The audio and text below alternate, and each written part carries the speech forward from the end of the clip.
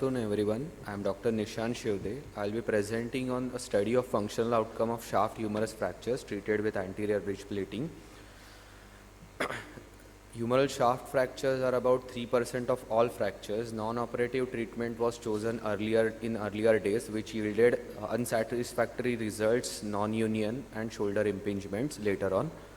Surgical treatments is opted for neurovascular injuries, brachial plexus injuries, open fractures, polytrauma, floating elbow, unsatisfactory reductions.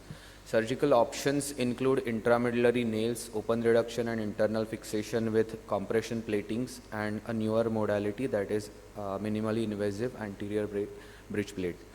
Latest of all is anterior bridge plating. Anterior bridge plating is minimally invasive. It does not damage the rotator cuff. There is no need to open the fracture site. It requires less operative time. There is less radiation involved and a minimal blood loss. We assessed this outcome with the DASH questionnaire. Aim was to evaluate the functional outcome.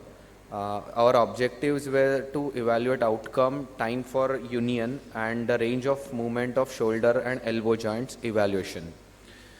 This was a prospective observational study carried out at Krishna Institute of Medical Sciences, Karad.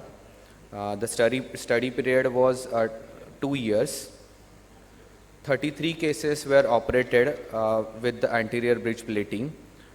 We included patients with age more than 18 years having comminuted transverse, oblique and segmental shaft fractures. We excluded compound grade Costello-Anderson grade 2 and above fractures and patients with neurovascular deficit. We assessed a union at 6 weeks, 3 months, 6 months and 1 year with X-rays and dash core. Initially, thorough medical examination, use lab and all routine investigations were done. So these are the instruments that are required for anterior bridge plate. It doesn't require fancy plates or constructs. It just requires 4.5 narrow dynamic compression plate. The surgical technique include the patient is made supine after the anesthesia or the brachial block. Minimum 12 holes plate is used, 4.5 narrow dynamic compression plate. The proximal extent is at the level of insertion of pectoralis major and the distal is at the upper border of the coronoid fossa. Arm is abducted to 60 degrees. 3 to 4 centimeter incision proximally and 3 to 4 centimeter incision distally is taken. Marking is first made after placing the plate over the anterior aspect of the arm. These are the two incisions that are made proximally and distally. Subbrachialis extraperiosteal tunnel is created and a DCP is passed through this tunnel. So this is the subperiosteal tunnel that is made and then the plate is passed through this tunnel. Varus valgus angulation, length, rotation and axis are restored. The main key point in this is you have to rotate the C-arm and not the arm. Otherwise the reduction is gone. So the plate is fixed with 2 screws proximally and 2 screws distally.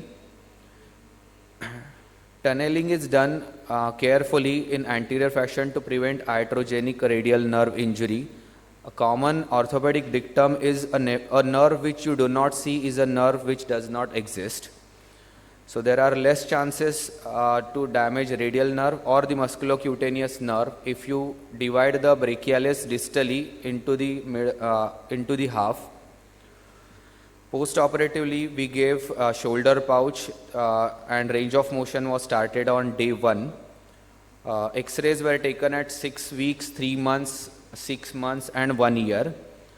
Most of the fractures were comminuted and transverse fractures. Most common part involved was middle third. Most common mode of injury was road traffic accidents. and union was seen in almost 91% patients, and only delayed union was seen in 3 patients. There was no non-union. These are the distribution of the cases according to complication. There was superficial infection seen in only 2 patients and delayed union in 3 patients. The dash score, we calculated the outcome with the dash score and compared with the earlier follow-ups, which showed a p-value of less than 0.001, which was significant. The mean surgery time was 28 minutes and radiological union was 12 weeks. So to summarize, we conclude that most of the cases were between 21 to 50 years. Comminuted and transverse fractures were most common. Middle third part was most commonly involved. Anterior bridge plating provides biological fixation. It preserves fracture hematoma and it gives elastic fixation. There is less blood loss as it is minimally invasive.